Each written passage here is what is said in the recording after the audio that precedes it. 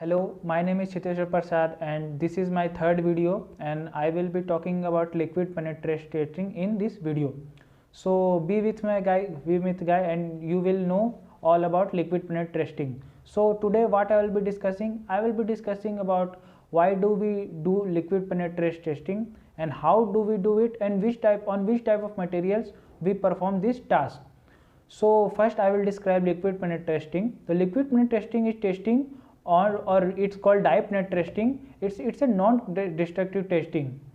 What is non-destructive testing? I have told you earlier also, I will repeat it. Non-destructive testing is a type of testing in which we do not harm the material or we do not physically do damage to the material to test its ability and its structure. Just by doing some experiments on it or by testing it, we know that what the material is good or not. So in penetrate testing, a liquid with high surface welding characteristics is applied to the surface or the component under test. So the penetrates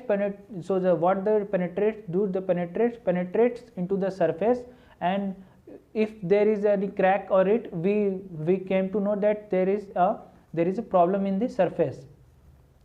So how this action performs, how we are able to do this?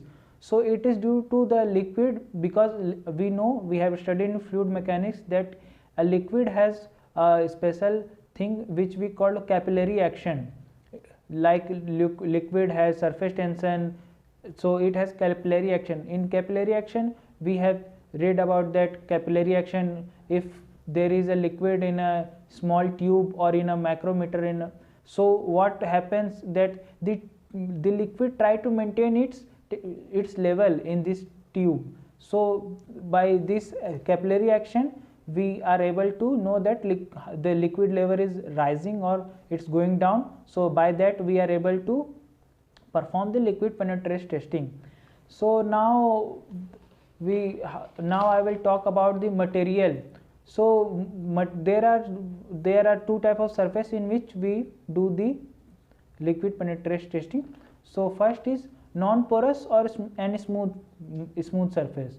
So non-porous material are those type of material which do not absorb the liquid. So if they do not absorb the liquid, so it's good for the liquid penetration testing, because if we pour the liquid on it and the material absorb it, so we cannot do the testing on it. So how can we find the cracks, that if the welding is correct or not? So we use here non-porous materials, and also the surface should be smooth, not very rough. So the smooth surface is also and not able to do the test.